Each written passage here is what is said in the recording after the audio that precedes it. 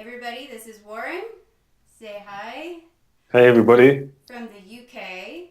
Um, Chiming in here. Thank you for sharing your time with us and giving us your time to talk about sort of one thing that we've had a little bit of struggle, I guess. Maybe not so much of a struggle, but it is a challenge. Talking about the interrelations and the interrelationships between pain and illness and disease and anxiety, depression, and even pain and injuries with Yeah. our actual thoughts and our actual belief systems. And so I really want to dive in and talk to you about that because that is something that you practice and that you talk about so well, fluidly. So, first, how long have you been doing and practicing what you are doing over there in the UK? Well, I kind of started in 2001. I kind of got introduced to the Czech stuff. This story is kind of interesting where I was working at a gym I call Fitness Last rather than Fitness First because it's obviously sales first and fitness last. So I always say that. So my manager at the time was someone who didn't really get on with many people at the gym except for myself because he was quite esoteric in his thinking. And he'd happened upon Paul CHEK, and he basically paid for both of us to go to Paul's first ever workshop in the UK in 2001. And I went there with a background in martial arts and thinking that I knew enough, and then realized I knew absolutely nothing. um, when it came to the physical stuff, but I'd been doing metaphysical, esoteric sort of teachings. Probably I started that in '87. So I'd already had that background, but I didn't know how to kind of integrate that into my work with clients because at that time I was just kind of like a personal trainer, and keeping the spiritual, mystical stuff to myself. Mm-hmm. So when I went to that workshop with Paul in 2001, that kind of opened my eyes to someone who was talking more about the physical, but what touched on the spiritual enough for me to be curious. So after that workshop, I basically studied everything. In short, I studied everything he's done and completed CHEK Level 4 in 2014. Um, so yeah, my journey in the fitness industry kind of started a little bit earlier, but my journey in the CHEK world was from about 2001. Mm-hmm. Okay. And that always seems to be, anytime I talk to any of the higher level Czech practitioners, which there are not many, there's like 30 or so in the world that have Yeah, completed level 4. For good reason, and we can talk about that later because it's not a very easy thing to do is to get through level 4, the Czech practitioner program. But anytime I talk to anybody, is that they come from a fitness background or some sort of practice background, thinking they know a lot and they know their mm, stuff, and then they go to start something at the Czech Institute and realize they don't know anything. Or yeah, it just yeah. kind of blows the doors open. And so that was in 2001, and that's when you began to integrate a lot of the esoteric stuff and your martial arts into the fitness training. And so you've been doing that since. And how did, were you still working at the gym and your clients, did they respond well to that initially, or did you sort of have to start all over with a whole new message? Yeah, it's a good question. I mean, when I kind of started with the training with Paul in 2001, at that time, he was still quite much into the physical, or should I say, he presented more of the physical stuff because, Penny at the time had said, the world isn't ready for this level of information, very spiritual. So he still kind of hid a lot of the mystical stuff in zone exercises and the things that people would be more acquainted with. Mm-hmm. So when I did CP1 with Janet Alexander, way back in the day when Janet Alexander was still teaching for us, it was still very structural. Mm-hmm. And I only kind of got into seeing the spiritual component more so when Paul came over and taught HLC 1 and 2 in 2003. So to answer your question, it was more in 2003 that I started to integrate what I had previously learned from my own studies and then how Paul had kind of bridged the gap between the physical and spiritual in clinical practice. So Mm-hmm. that was from about 2003 that I started to integrate that. So then the second part of the question, how did my clients respond to that? Um, because I had such a long background in spirituality anyway. Most of them knew I was kind of into that sort of stuff. So when I started talking about it, it wasn't foreign to them. It was just foreign to the work we were doing, but not foreign to the concept of knowing that I did that sort of stuff in my own personal practice. So it was a lot easier for me to be able to start to share that stuff with them, simply because they could see from my own lifestyle and my ability to handle stress and all sort of stuff that somehow it's working. So, and I suppose in a sense, I became the barometer for why this stuff should be implemented in their own lifestyles. So I kind of started with that in 2003, slowly with clients. And then, I kind of shifted my practice into predominantly more mental, emotional, spiritual, probably about 5 years ago, where it's like 70-80% of my work is mental emotional. I know we'll get more into that in later on in the conversation, but that's from about 2013. I'd say I really shifted it into mainly that. Okay, and so with your clients now, with about 5 or so years ago, you're starting to work more in that area. Is it more with the anxiety, depression, or trauma? What kind of clients are finding you in that area? Well, as you know, working in this field as well, a lot of people come to us with what they think they need, and we give them what they really, Right. really need. So a lot of people come to me with back pain, but knowing how the universe works, they needed some form of physical pain for them to address an emotional issue, which they were hiding. So a lot of times people don't come to me with mental emotional stuff. They come to me with physical pain. And then I kind of, because I'm very direct about it, so if someone comes to me and says, yeah, I've got low back pain, I start talking to them about mental emotional stuff straight away. And then I kind of show them how it's interlinked. So I always explain to them that your physical body is just an expression of your mind. So, and I don't know, it's the way I'm able to convey it, they totally just trust it. As an example, I had a guy who had seen a physio and a chiropractor twice a week, every week, and wasn't reducing his back pain. And I'd explained to him how emotions are carried in every cell in our bodies.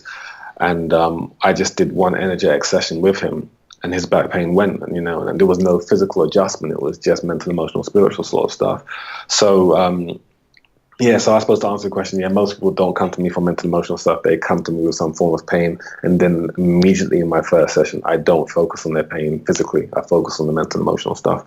There are some people after that who have been referred by these people saying, oh, I went to him with back pain, but it was mental emotional. And they know someone who has mental emotional pain. So they say, right, now I'm going to send you, knowing that he's actually going to focus on the mental stuff anyway.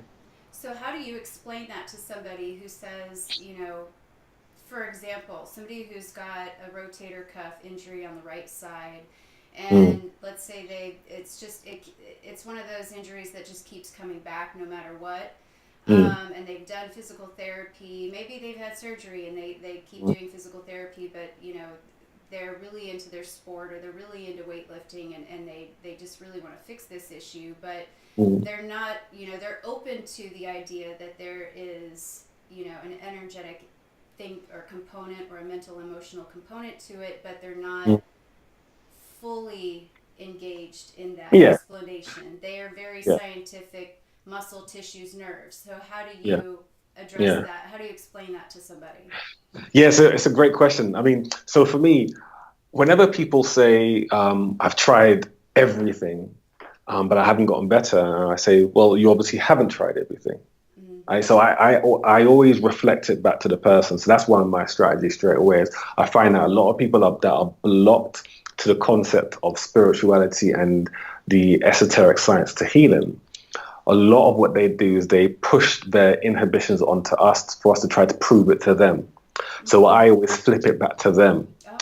That's what I do. So I say, okay, if you tried everything, how come you know better? And then they say, okay, and then I say, you know what insanity is? Doing the same thing, bringing about the same result.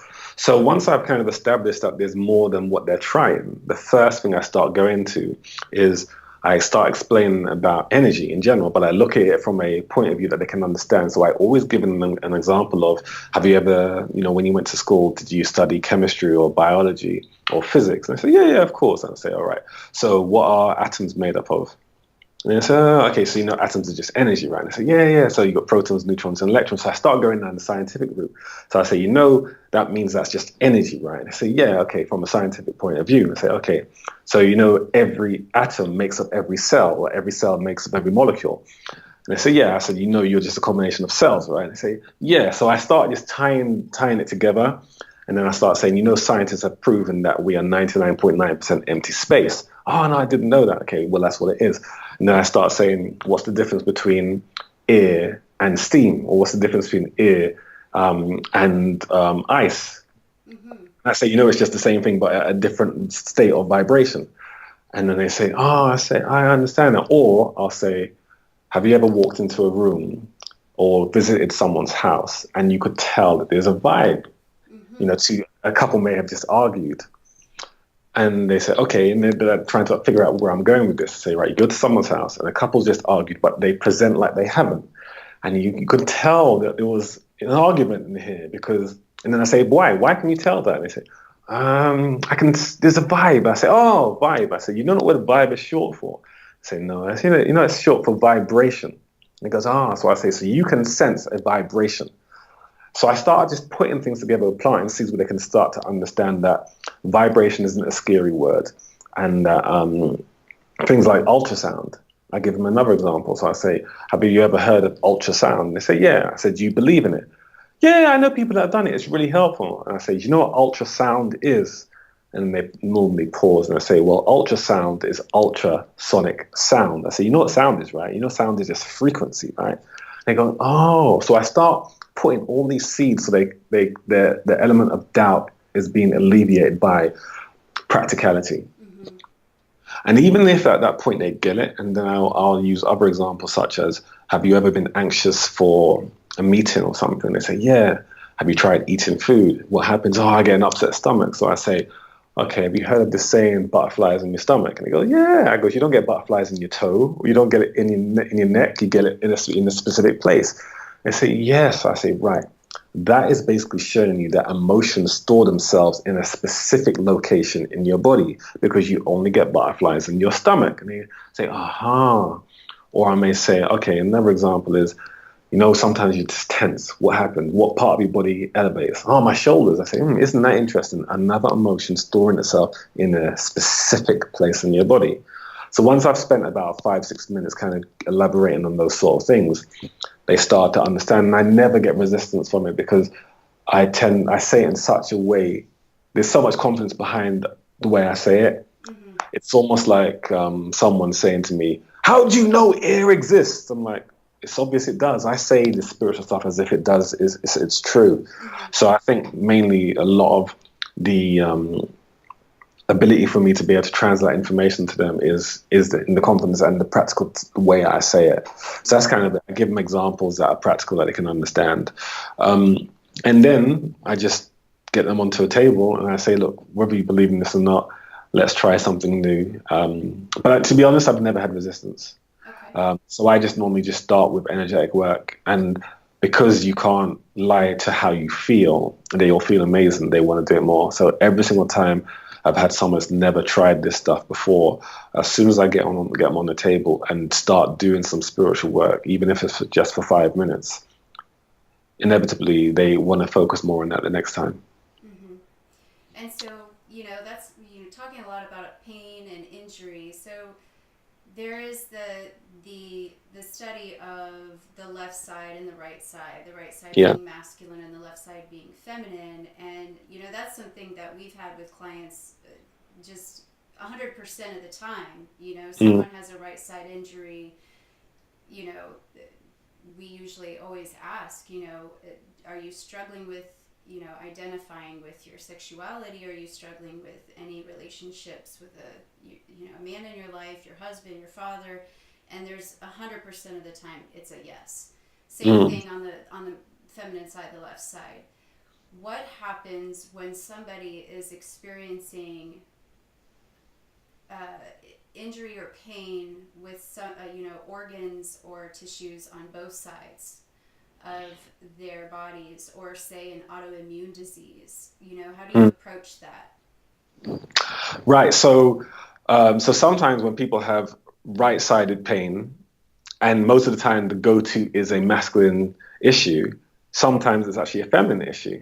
And a lot of that is because the emotional trauma is so extreme, it's gone to the further or the extreme opposite end of where it really should be. Just like, as you know, for secondary erectile dysfunction, sometimes they have a blockage on the right, but it's causing pain on the left. At the extremes, yin and yang become each other. So sometimes the pain is so bad to the right, it actually mirrors itself on the left. So that kind of answers why it can be on the opposite side and also on both sides. So typically it's a cascade in the fact that the mental emotion challenge has mirrored itself on the opposite side to almost try to balance itself out in some way. It's harmonizing on both sides. Harmonizing is the wrong word, but it's vibrating on both sides at the same time. So, but we still anchor to the person. And when you anchor to the person, you don't need to figure out, is it actually the left side or is it actually the right side? Because obviously when the person has come to you and they have a fluctuation on both, you don't know if it's the left side that's created the right or the right side that's created the left. So the best way I deal with that is like what Paul said, anchor. You anchor to the client and you figure out based on how you feel what side is actually the trigger. And once I figured out what side is the trigger, then I work on that aspect without even having to ask the client. And also, I find a lot of the times by doing the work myself, as Paul always says, be that work, I'm able to tell my clients what's wrong with them rather than just ask them. And in doing that, it freaks them out a lot. And then the other side of it is they just have total trust in my ability to, lack of a better word, diagnose what's actually going on with them from a mental, emotional standpoint, because I can anchor and pretty much all the time I'm correct. So because of that, they just trust it. And then they say, look, I've not told anybody that. The fact that means that there's obviously something more going on. So I trust in that ability that you have and, trust in whatever you want me to do with regards to that. And what does that mean to anchor? So for those who are listening and watching, can you elaborate on that? What does that mean to anchor yourself? So Paul always says, the drum skin cannot be too tight. And if it is, then are you picking up your own issues or your client's issues? So what we're supposed to do prior to our sessions is to clear our energy field. And then when the client comes in, whatever you pick up is coming from the client. So that's what you're doing. You're anchoring to that client or you're attaching yourself to the client's energy or emotions. You become a blank canvas in that sense. And wherever you feel heavy or tight, energetically, that's actually coming from the client because you've done enough work to clear yourself. So that's what we mean by anchoring. And everybody pretty much does it anyway to a greater or lesser level, which is why, we go into a room and someone's anxious and we just feel low. We feel energetically tired after we get off the phone when we talk to someone who has a heartfelt problem. So we're all doing it at a specific level. It's just whether or not we know enough about it to help. Yeah, and I like that. That's something that I had mentioned earlier, and I think I quoted something you had said on or shared on your website is that your mission is to help people trust what they already know, and I really like that quote because that's really great. There is a very primitive, instinctual wisdom that we all carry and very often don't utilize. Um, in our own self, in our own health, I feel collectively have disempowered ourselves just through modern chaos and distractions. And I like that you use that analogy and getting people to trust what they already know. And so, in that, going back to what you said, Alex and I working together as partners, he's very good kinesthetically to picking up how people are feeling. He feels in his body, like physically, what people are feeling. So when someone comes into a room and they have knee pain, without knowing or talking to someone, his knee will start hurting.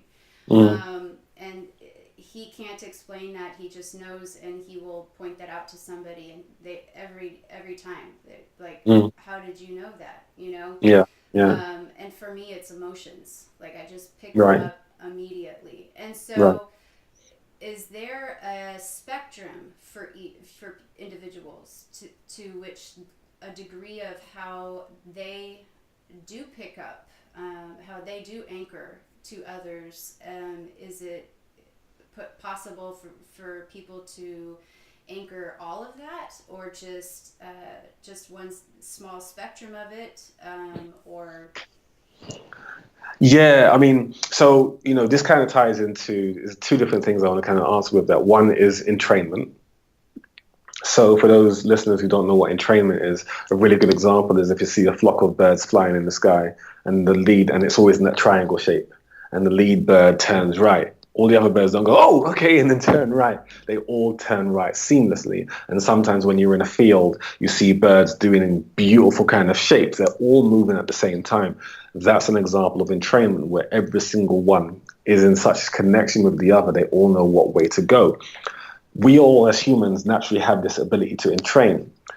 Studies have shown that women that live in the same dormitory that aren't related, their cycles all entrain. So whether one person was on the first day and another one was 15th day or whatever, and it may be 7 or 8 women, within 5 or 6 months, their cycles are all on the same day or all in the next, 2 or 3 days of proximity. So even the menstrual cycle can entrain.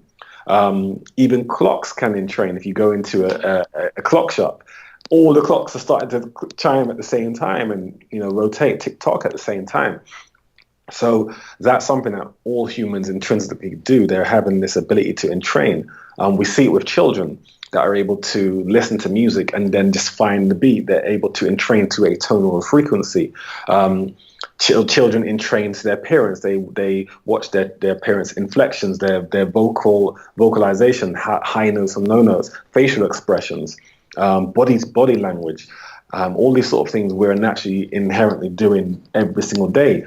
We know that we filter out so much information to survive in this world because studies have shown that if we were to be aware of every single thing that we pick up moment to moment, it would take something like 180,000 years to dissect all the information that we see in one lifetime. So we pick up so much. What we'll learn to do is filter. So most humans, because of fear and because of parental programs, social programming, and religious belief systems, are learning to filter out the God that they were. So I can't remember who, it might have been Carl Jung or Rudolf Steiner. One of them said that children are God, but our parents learn to beat it out of us. So we come here with the ability to be able to do all the things that you just mentioned, but we learn to suppress it so that we don't feel out of place in a world where most people only see the physical. And we've learned to lie to ourselves to such a degree that we close down what we used to do, because every single child, when they are born or incarnate on this plane, every single chakra in their body is lined or opened, which is why, and when I say that to people, they're like, oh, my, here we go. We're going a bit airy-fairy. But then I say to them, have you noticed that every child, when they draw people, they always draw rainbows around people? It's because they're seeing the auric field. And I say, have you ever noticed when a child's really young, like a year around that sort of time, whenever they see new people enter their space, they always look above their head? And so why do you think they're doing that? Do you think they just like their hairstyle, or, they're looking above their head? It's because they're looking at their energy field. Why do certain children pull away from certain people and gravitate to certain people they don't know? Because they're focusing on feel, they're empathic. They can't communicate right now, so they learn to feel and express from feel. So all humans have that, but they sedate that for lack of feeling weird in front of other people that don't want to talk about it, and also because of the social program that we spoke about. So yes, everyone can do it to specific degrees. The second thing that I was going to say in relation to that is this understanding of innate chi and acquired chi. We acquire a certain amount of chi when we're born, and then we can build, or we have innate chi, when we're born, and then we can acquire chi through practice. So it's similar to the idea of ability is what you're born with and skill is what you acquire. So everybody has a genetic ability for something, and then they can fine tune those abilities by developing skills on that. The same can be said for the spiritual side. We have an innate level of chi that allows us to harmonize at higher or lower levels, and then we can develop that or focus that, such as, like for yourself, you're focusing on the emotional, and your partner's focused on the kinesthetic stuff, so you can focus a specific meridian of that. But everybody has every single ability to a greater or lesser level based on how they fine tune it. Well, I used to not be able to watch until I learned about this and I figured out why. I used to not be able to watch movies with violence or, you know, any sort of Mm. impact or, you know, even car crashes or bloody injuries or anything like that because Mm. my whole body would just, I Mm. could feel it. And my 9-year-old is the same way. She can't see anything, even if it's just a minor thing. She'll be walking around just like feeling it and remembering it and like holding her arm wherever she saw the Right. person on TV get hurt. Mm. And it's intense. So I used to I just stopped watching TV for the longest time because you can't avoid it. Mm. And it would be with me for the longest time throughout the day. The Yeah. Yeah. news, everything. You're Yeah. feeling that, and you're walking Yeah. around with it for a long time. And I remember Yeah. when I stopped watching TV, especially the news, for a few years there, how different I Mm. carried myself in the day. Like I was just not carrying all that energy and all of those thoughts, all those emotions, all of those fears with me. Mm. And I would talk to my clients about that, you know. So not only are people carrying their own fears and their own traumas, they're also carrying everybody else's and the world Yeah. around them Yeah. if they're picking it up from TV and others as well. So that's even more baggage. So we Yeah. got our baggage Yeah. and everybody else is around us that we're picking up. So you know, how would you talk to somebody about or explain ways to manage and balance that? Yeah. I mean, it's a great question. I mean, the most important thing is, I read something recently which said that suicides in men have risen 70% in the last few years because, men tend to not talk about emotions because they think that's weakness. And whenever I have a man so I'll answer your question this way, whenever I have a man that I know has an emotional issue because of, all the things that he's picking up around the world, the baggage and stuff, because they're unwilling to talk about it, I always, talk to them about how you become invincible. Mm-hmm. And the way you become invincible is by becoming defenseless. And I always love that example. And they say, what does that mean? I say, you let go. Because, in order for you to dive into the water, you can't be tense. You have to relax, or otherwise the water will just hurt you.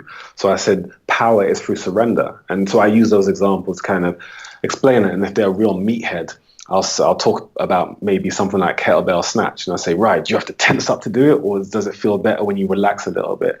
When you relax your grip and you can snatch that. And they go, yeah, it's a lot easier when I said, that's called the flow state. Mm-hmm. And I said, the flow state is just about being able to let go. And if they don't understand that, I'll go more simplistic. I say, right, do you drive? So yeah, I guess right. So when you get in the car, do you think about putting your foot left and at a 45-degree angle to hit that gear, or do you look down at the gears and move your hand to the right and then look at where your hand's going? Do you think about what angle you're keeping? They go, no, I just do it. I go, that's right. It's called being in the flow state. So I said, you learn to get those, no tension. So then I relate that back to their emotions. And I say, it's the same way how you learn to let go and just drive. It's the same way you have to learn to let go of what you think. And when you learn to let go of what you think, it's easier for you to talk about it because a lot of time they're not talking about it because they're controlling it in that they're keeping it to themselves. Mm-hmm. When they talk about it, they're letting it go and they're sharing it. So yeah, definitely the most important thing, first of all, with regards to your question directly is, it's all relative. To see everything in the world is relative. So if you watch the news and you see people dying, you can get really upset about it. I believe you can understand it's relative to the world and that it's a part or a process of our own ability to grow because we need the negative to create the positive. So, and then the other thing is not fixating on the negative. We know that 95% of our thoughts today are the ones we had yesterday, and that 90% of those are negative. Mm-hmm. So, by kind of stating those things to my clients, I say, whenever you think about something negative in the world, you have to create the shift because energy has to be transformed from one state to the next. So even a thought negatively can be transformed. So I say, whenever you think about something negative, because you can't avoid it other than closing your eyes, what you have to do is focus on something that makes you feel like an appreciation for the world. So you can sit here and think about all the bad things, or you can think about rather than dwelling on the problem, focus on the solution. Okay, what can you contribute to the world to help the change, as opposed to I'm just looking at the world and it's so bad. So again, a lot of it is perspective and perception, getting them to learn to change that. Yeah, and then, then you get into all the other layers of, your baggage, the world's baggage, what you're carrying, and then, yeah, learning to let go of that stuff. But understanding what is yours and what's not yours. That's where also things get a little convoluted. Like, is this thought mine? Is this not Yeah, mine? yeah, And then is it a current thing, or is this an ancestral thing? Is this an inherited thought, or is this a yeah, is this from stored trauma? Is this a conditioned belief? And so mm, those are like, that gets really deep. yeah, And in fact, I've been doing a lot of this, for 10 years now, but I just started coaching with Paul again the past 6 months, because again, there's just so many layers. You pull back layers, and then you're like, I'm free, I'm great, and this is great. And then you integrate, and then you find out there's just more. So it's just a lifelong process that can't be covered in just an hour, right?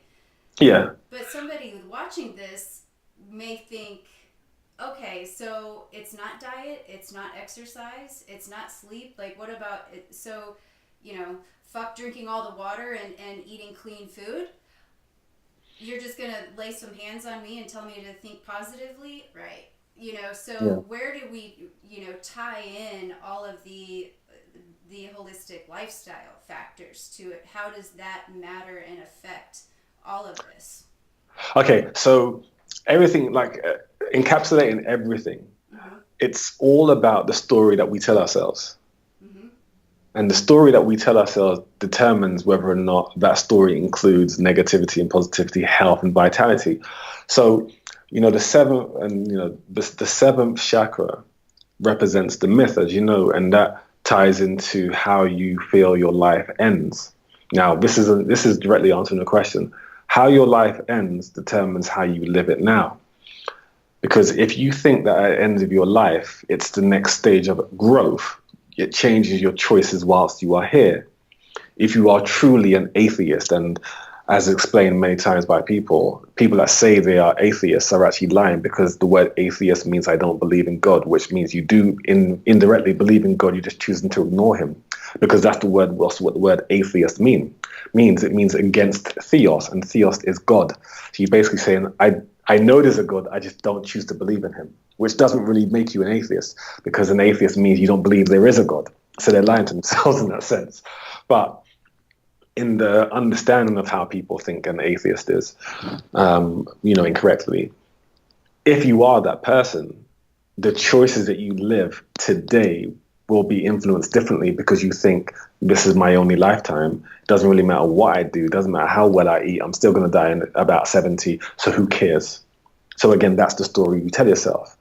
So the story you tell yourself determines the choices you make for every part of your life, whether or not you're taking your consumption of food, seriously, whether you sleep, correctly, and all that sort of stuff. So overall, it is the story that you tell yourself. So our goal, first of all, is to get the clients to understand and recognize the importance of their personal story, which relates to their dream and their core values.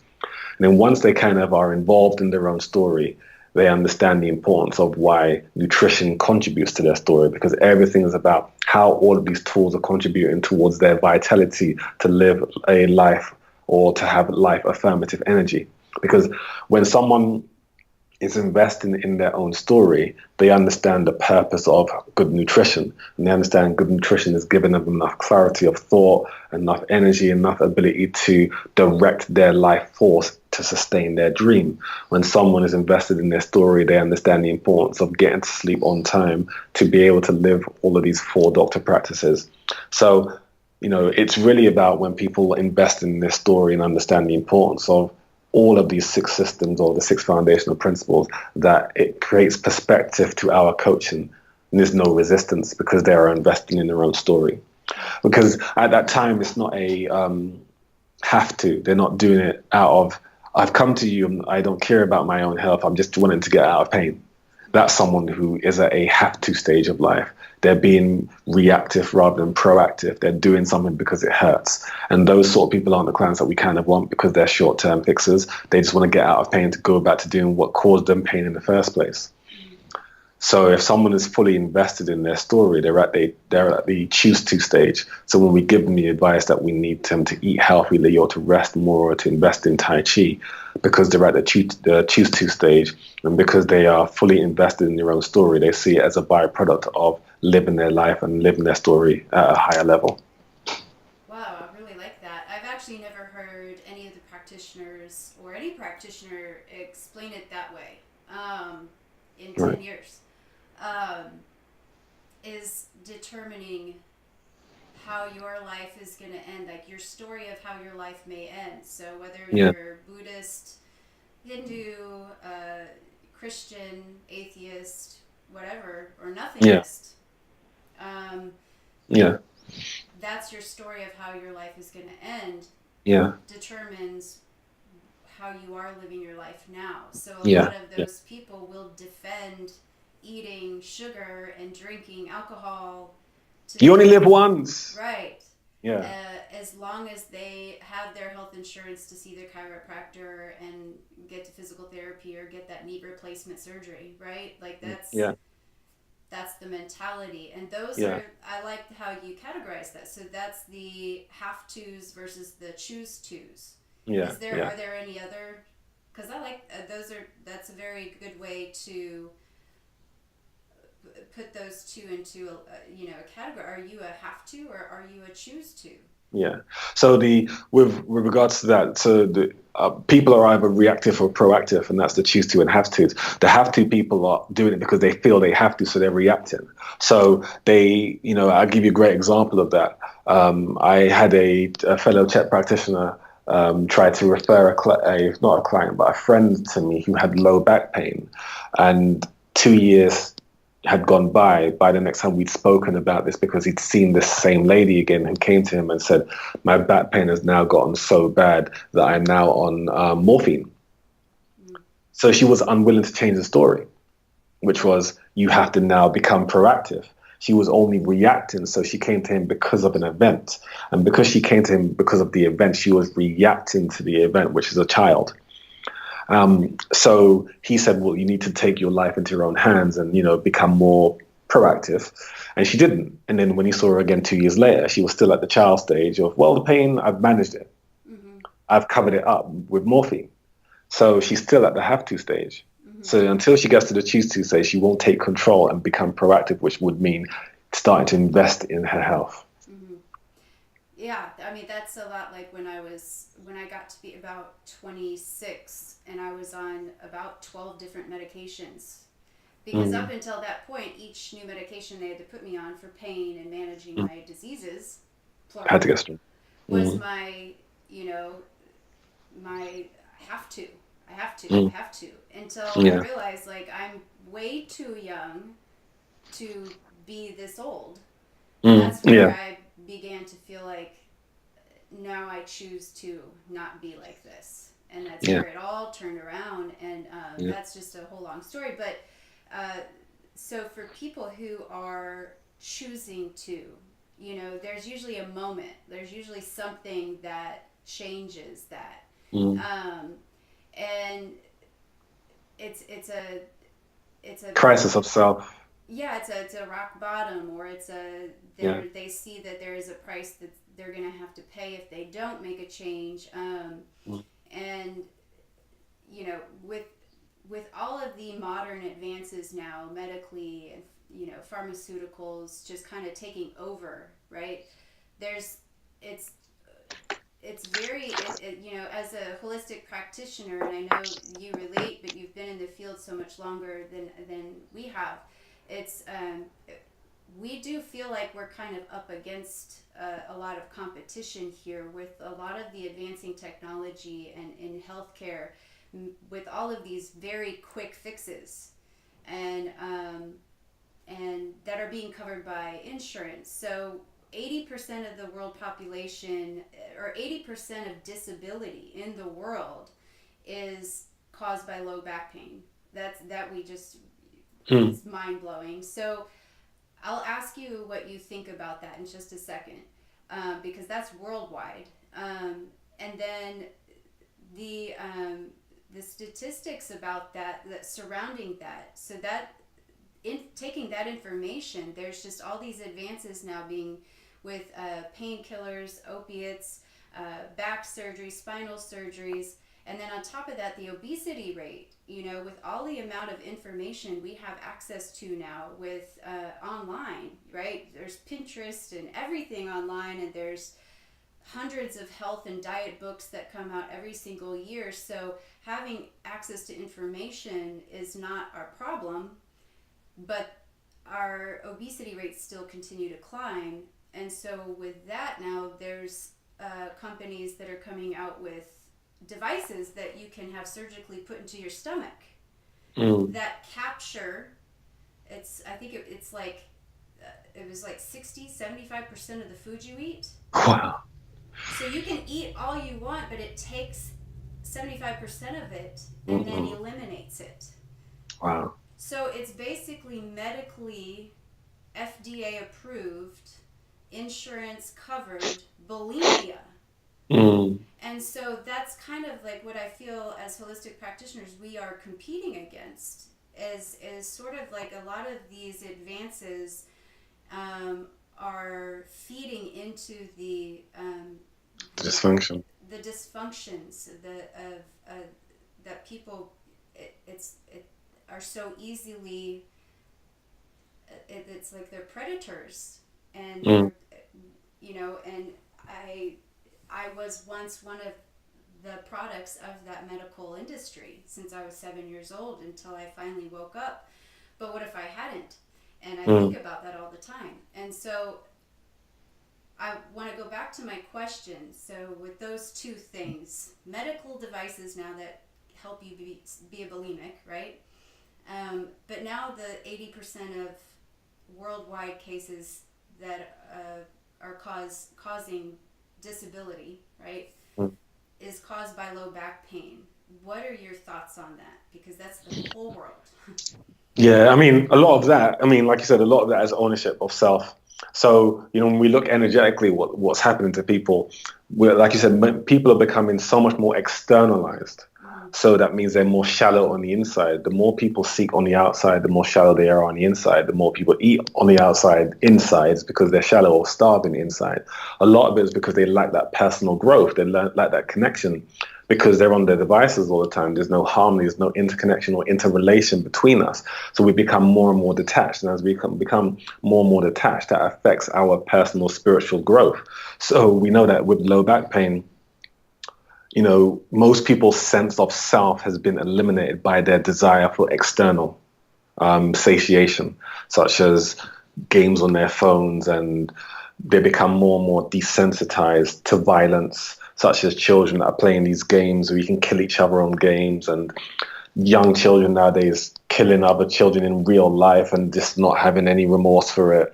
The food industry is selling what they know will kill people, etc., etc. So we know that our sense of self is being eliminated by the world. And because our sense of self energetically is at the third chakra, and the third chakra is at L45, we know that whenever, as you know, if someone has an issue with one disc, it affects 3 above and 3 below, which can then cause most pain at L23, L32. Where I suppose most people are having the low back pain. So that's the first thing, is their sense of self is going to contribute towards that. The second thing is, as you know, we're not built to sit down for 8 hours a day. I was doing a podcast yesterday and I was just saying, think about in nature, if an animal sat down for 16 hours, animals don't do that. They're constantly roaming. And then the only time they lay down is to sleep or unless they're grazing for a little while, but they're constantly moving. So we're moving less. So that means our body structure is getting weaker. And even for those people that think, well, I train 3 times a week. Okay, so you do 3 hours of movement a week and then you sit for 100. It's just not enough. So we're becoming weaker and having more low back pain because we're not moving constantly. I was listening to someone talking the other day and it said that studies have shown now that we're supposed to constantly be moving. Like if you try to be absolutely still, no movement for like even 2 or 3 minutes, your body will contract because it's built to constantly move. Even if it's like just rocking a little bit, it's built to constantly move. So that itself is creating a lot of inherent weakness in our musculoskeletal system, which will again contribute towards low back pain. But then the driver for me is the lack of sense of self, which is affecting the second chakra, and then the third chakra, and then the second chakra is being affected because that relates to our pace, the pace of our lives. So because most people perceive that life is unfolding at a pace that they can't control, and they express that with the speed at which they talk, they express that in how fast they eat, and they express that in their respiration, that's going to affect their second chakra. And because the second chakra is on the same nerve plexus as the low back, the sacroiliac joint, and so on, that will contribute towards low back pain. And if people listening say, well, how does that happen? It goes back to that point that we said earlier, where because the body is a system of systems, and because science has proven that the chakras are no longer airy-fairy, they are actually physical glands and organs. And because those glands or organs relate to something called a visceral somatic response, which is an organ to muscle pathway, similar to people, if people don't understand what it is, similar to meridian lines.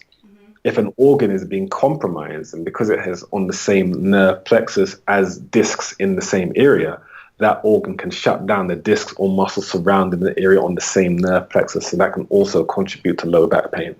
So what we're saying in summary is the way you think, the way you don't connect to self will have an impact on the organ. The organ will have an impact on the muscles and then will shut down. Then the spine itself will not have stability or integrity and will contribute to low back pain.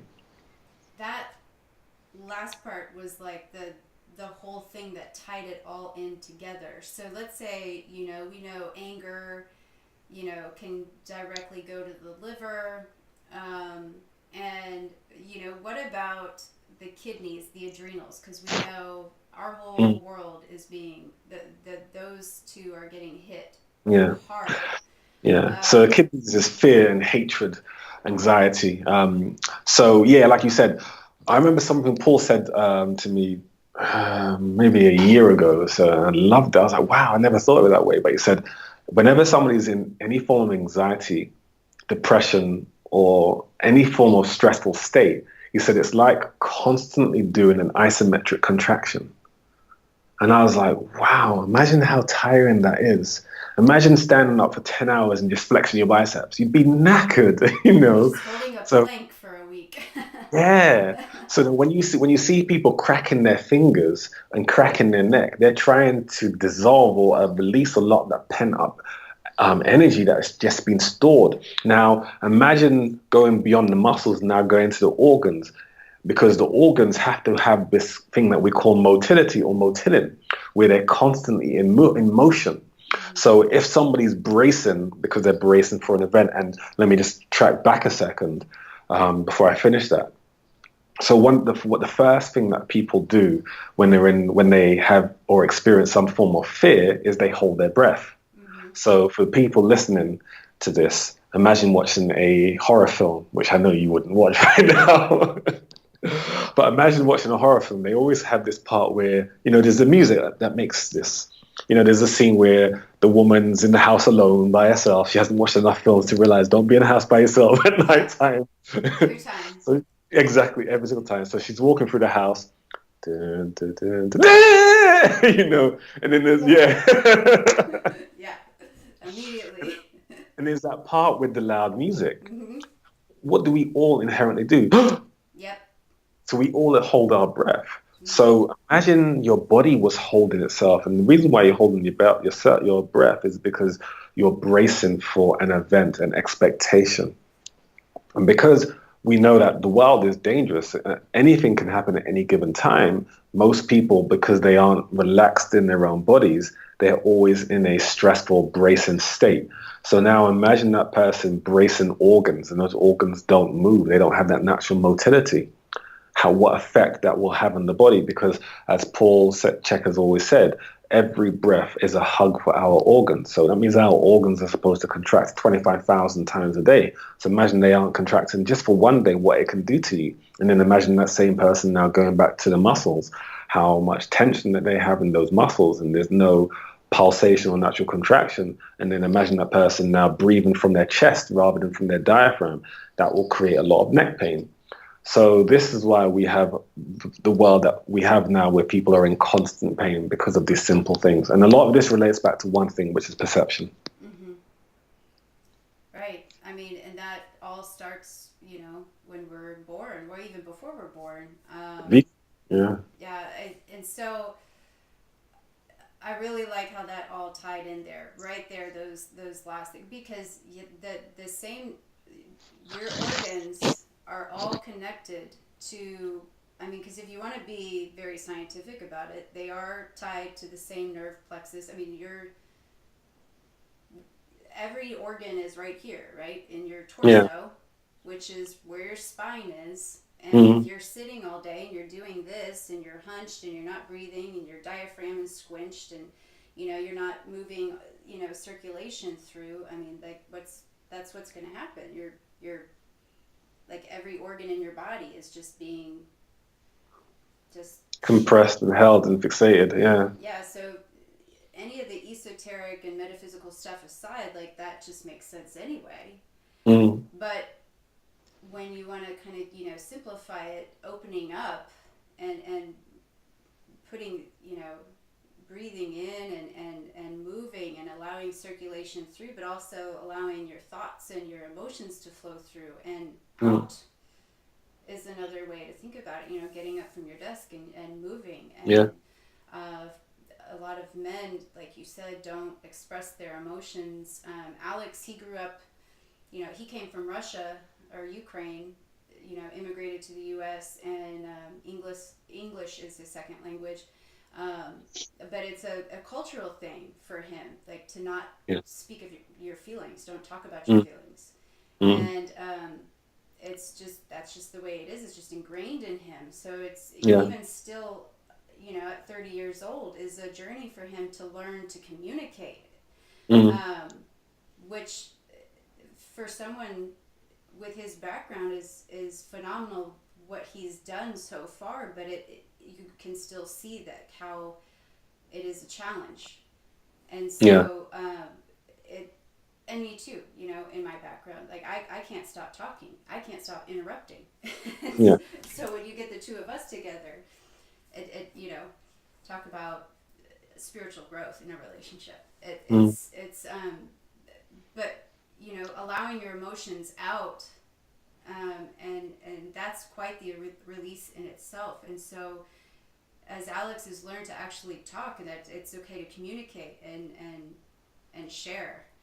Um, for men, I'm doing a podcast, so I'll just bring this up very quickly before we close out. And I'm going to be talking about sort of the decaying spirit of the masculine in men, and Right. how you know there's this idea that to be a man, that you gotta have muscles and be successful, make a lot of money, um, you know, have lots of sex, lots of partners, and flashy house and all this stuff. Mm. Um, and still to this day, even with a lot of these shifts that you're seeing with people and curious seekers to this conscious um,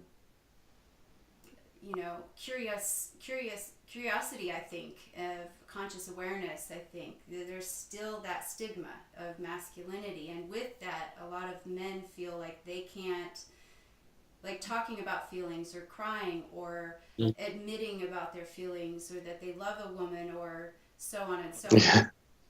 Yeah. Yeah. is Crazy. to them is emasculating.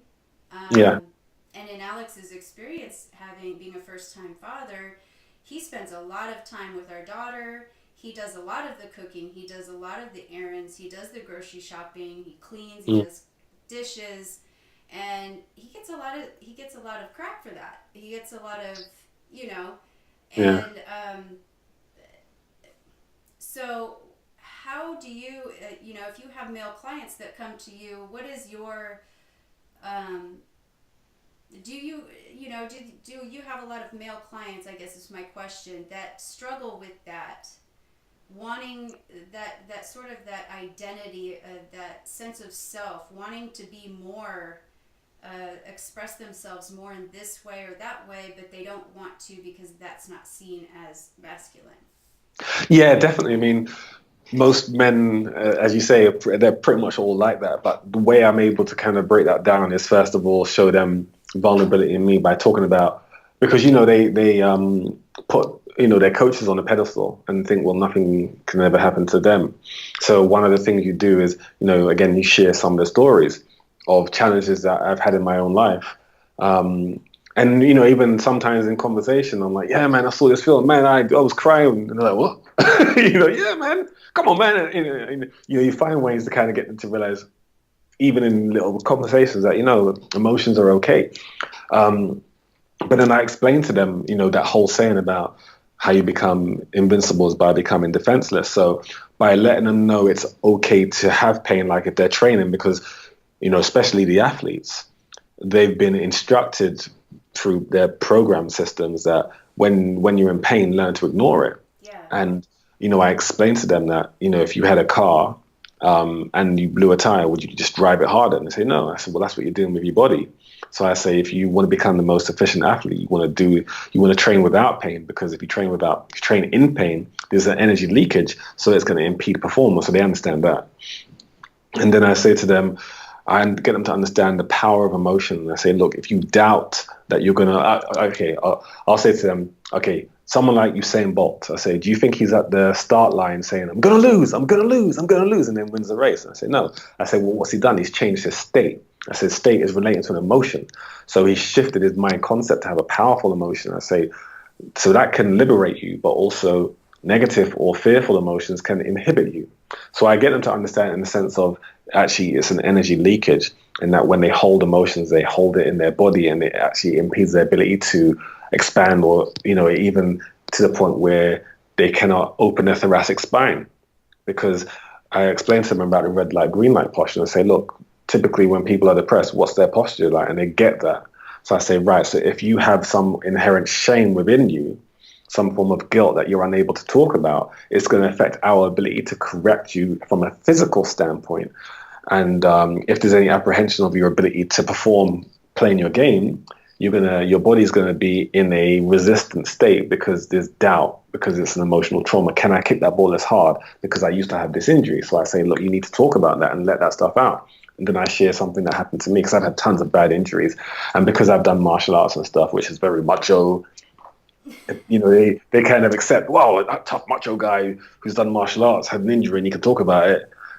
Football's not as tough as martial arts in their mind. So like, okay, so it's just easier for them to understand that the importance of letting words out. So it's a lot easier for them. And once they've done that, like some of my male clients, they say I'm the only person they can talk to. They cannot talk to their partner of 15, 20 years or whatever, just because of this inherent program that they have. So it starts with them being able to talk to me. And then once they're able to do that enough times, then they feel more comfortable talking to their partners down the line. But yeah, it is a big problem, and it is massive in men that they just feel it's weakness. So sometimes when I'm teaching the HLC courses and you see a lot of the men on the courses crying, I take a moment to celebrate that, and so I want everybody to say, look, this is where we really should be, and these people are strong, not weak. Mm-hmm. And have you ever had somebody who has gone through a program with you? I know, we tend to at the minimum it's 10 hours, to get through all we have to get through, but ideally 6 months to a year is really how much it takes to unfold as much of the programming and illness and inflammation that people build up, and to then from there create a whole new person, but and not a whole new person, but start to. Have you ever worked with somebody who then just went, you know what, like I don't want to be that anymore. Like I've decided I'm gonna quit my job. I don't want to work in banking anymore. I don't want to make, $500,000 a year and do this. I really just, I want to coach um, my kids' sports teams and bake and be home and let my wife work and like, because that's just really what I want to do in my heart. Like, have you ever worked with a man who's just said that's just not me, you know? Yeah, one of my athletes, one of my professional footballers who I've worked with for quite a while, and got him out of medical retirement and played another 6 years. He, he's shifted his whole career because he was, he made millions from his career, and he's a legend in the sport. And when he started to take this stuff on board, sometimes I'd go to his house and he had books like Zen in the garden, and not Zen in the garden, Zen in the waiting room. Buddha in the waiting room. I'm thinking of Paul Chek's program here. Buddha in the waiting room, and I was like, oh wow! So he started getting to a lot more mindful stuff. He'd start buying more organic, and then eventually he kind of, once he left the football field, he became more of a nurturing person. And now he's focusing on building sustainable sort of farms, and he's kind of gone the opposite way from, because obviously in football it's all about eyes to eye-ness, and he's got a big family, so it's more about the we-ness. And actually, as we talk right now, his wife's gone back to work and he's actually at home looking after the children. That's You an know. example. That's kind of what I'm talking about. That's a really great example to sort of to think about. I may ask you after, I may send you an email afterwards because it's Mm, great content. It's a great example of how living really true to who you are and mm, what drives you and your heart and your passion and being in an alignment with that. And Alex talks about that a lot with, he is younger, and he does get a lot of stuff from some of the older men in the, community tribe, so to speak, mm, about macho-ness or not macho-ness, because I do work more than he does. And I do bring home more of the bacon, so to mm. speak, than he does. Yeah. But he is a leader and he provides for our family Mm, equally. And so yeah. that's what a lot of people don't see past the stigma. And so it's when you're in alignment with what you think and what you believe, but you also, that's what you do and say. And Yeah. so that's kind of the message of getting across. And I really like that example that you, of the football player. Yeah. That, As Paul kind of says, a lot of these athletes, the males now, they're just children, and once they grow up, they stop that sport because mm-hmm, they're just a child that wants to play and makes money out of it. But like you said, once they grow up mm-hmm, and they no longer they're ready to become an adult, they retire. 'Cause mm-hmm, that's what he normally says. They retire when they're ready to become an adult. mm-hmm. And they let go of that warrior Exactly, the warrior archetype. archetype. Yeah. Yeah. Well, I saw that you're doing that you're having a mentor ship program coming soon. Is that still? Are you still going to be doing that? Um, Yeah, definitely. I mean, I trying to shift my practice because I think the best way to reach more people, because there's only one of me or only one of you, and we just can't see as many people as we need to really create.